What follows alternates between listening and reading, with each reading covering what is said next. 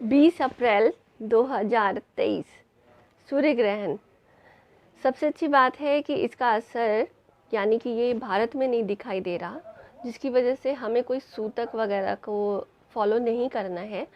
पर चूँकि ये खगोलीय घटना है तो फिर ये कुछ तो असर करता है। तो पहले इसके बारे में जानकारी दे दूं कि ये सूर्य ग्रहण कैसा है। तो ये जो सूर्य ग्रहण है, एक सदी में इस तरह का जो सूर्य ग्रहण है सिर्फ 7 बार आता है। तो ये पहला ऐसा सूर्य ग्रहण है और इस सूर्य ग्रहण के बारे में कहा जा रहा है कि ये हाइब्रिड सूर्य ग्रहण है। तो हाइब्रिड कैसे है? तो ये एक तरह का सूर्य ग्रहण जनरली हमेशा एक जैसा ही दिखाई देता है कि रिंग बनता है या जो कुछ भी उसमें घटनाएं होती हैं बस सिंगल होती हैं। बट यहाँ पर है 3 तरह से अलग अलग आकार में ये ग्रहण दिखाई देने वाला है। तो जिसके बारे में काफ़ी सारे ज्योतिषाचार्य और इसके बारे में बता रहे हैं, आप जाके चेक कर सकते हैं कि हाइब्रिड सूर्य ग्रहण क्या है और किस तरह से। तो अब इससे हमें क्या करना है, इसका हमारे ऊपर क्या प्रभाव आने वाला है। चूँकि ये केतु का साल है और सारी जो छः ग्रह हैं वो सब राहु और केतु के अंडर में आई हुई हैं। यानी कि राहु और केतु उन सबको अपने या तो नक्षत्र के अकॉर्डिंग या फिर अपनी दृष्टि के अकॉर्डिंग सब एक दूसरे को देख रहे हैं। तो राहु और केतु इन सभी 6 ग्रहों पर अपना असर कर रखे हैं। तो ये जो सूर्य ग्रहण है ये असली सूर्य ग्रहण है, पर इससे डरने की बात नहीं है। इसके उपाय के साथ मैं आपके पास आई हूँ। इसका उपाय ये है, सूर्य आत्मा का कारक है, हमारे सोल का।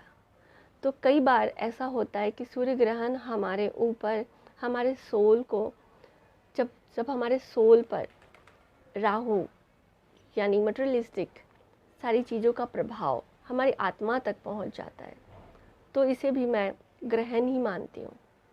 आप अपनी आत्मा को ज़्यादा हील करें, यानी कि आप मेडिटेट करें, बट पॉजिटिव थिंकिंग के साथ। किस फीलिंग के साथ आप मेडिटेट कर रहे हैं उस पर भी मैटर करता है। तो आप अपनी आत्मा तक पहुँचे मेडिटेशन के थ्रू और उसके तेज को अनुभव करें। जैसे कि कहते हैं कि जब सूर्य ग्रहण होता है तो हम स्नान करें, सूर्य को जल दें, सूर्य को समर्पित करें, ताकि सूर्य की जो इतनी देर की पीड़ा थी वो ख़त्म हो जाए। तो उसी तरह सूर्य जो है हमारे भीतर आत्मा का कारक है और हम अपनी आत्मा को कैसे बलशाली यानी कि स्ट्रॉन्ग बना के रखें किसी भी विचार से, यानी कि किसी भी मटेरियलिस्टिक चीज़ों से, या फिर कैसी भी थिंकिंग आती है जो कि निगेटिव होगी इस टाइम, तो वो निगेटिव थिंकिंग अपने ऊपर, अपने सोल तक नहीं पहुंचने दें। क्योंकि अगर आप अपने आत्मा तक इस तरह के विचारों को आने देते हैं तो फिर ये आपके आत्मा को बिल्कुल थोड़ी देर के लिए ही सही पर कमज़ोर करता है। तो अपने आप को, अपने सोल को स्ट्रॉन्ग बनाएं। तो उसके लिए सबसे अच्छा उपाय है योग में मंत्र योग। तो मंत्र योग जो कि हमें इस टाइम पर काफ़ी ज़्यादा बेनिफिट देता है, काफ़ी सारे इससे हमें फ़ायदे होते हैं।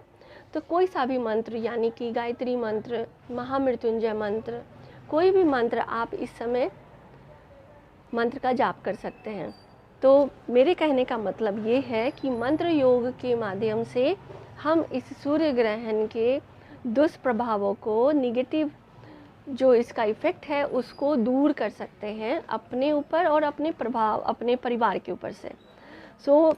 चूँकि हम ये भी जानते हैं कि जैसे ही ये सूर्य ग्रहण ख़त्म होगा 15 दिन के बाद फिर चंद्र ग्रहण आएगा।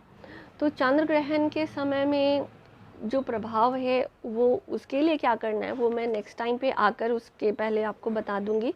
पर इस समय आप अपने आत्मा, आपको कौन से विचार अपने मन तक, अपने हृदय, अपने सोल तक ले जाने हैं और कौन से नहीं, इसका स्विच आपके पास होना चाहिए। तो उम्मीद करती हूँ मेरी ये बातें आपको मदद की होंगी, हेल्पफुल होंगी। और इसी आशा के साथ नमस्कार। कोई क्वेश्चन हो तो प्लीज़ कमेंट कीजिए, मैं उसके लिए ज़रूर से ज़रूर रिप्लाई करने की कोशिश करूँगी। Thank you. हरि ओम।